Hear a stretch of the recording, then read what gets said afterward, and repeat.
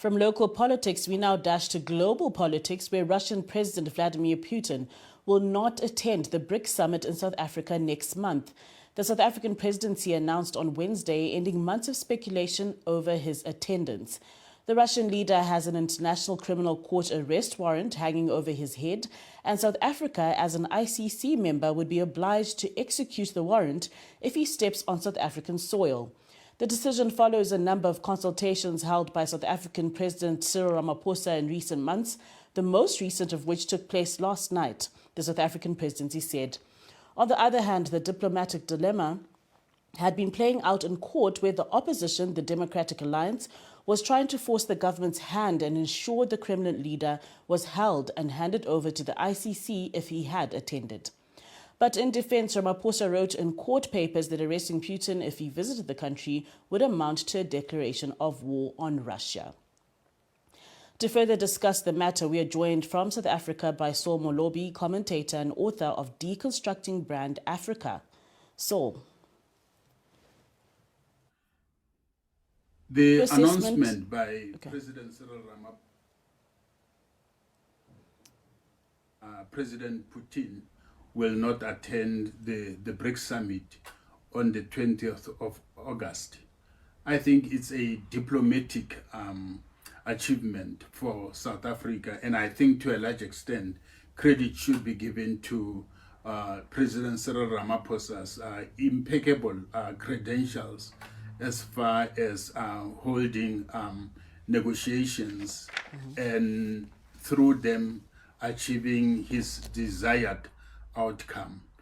Yes, the general feeling amongst many political parties that are left-leaning was that President Putin should be allowed to attend the event.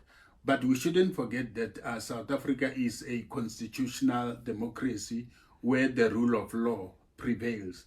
So we had to intervene to make sure that we don't find ourselves in the situation that we did when President al-Bashir of Sudan was visiting South Africa, and there was an ICC warrant of arrest issued against him. As we know, civil society organizations went to court, and the court ruled that he should be arrested. So this is a precedence, and this is the same precedence that South Africa was going to follow if indeed President Putin came to South Africa. Yes, it's mutual agreement. My take is that I'm not so sure whether Russia was really happy about the request from South Africa that President Putin shouldn't attend in person.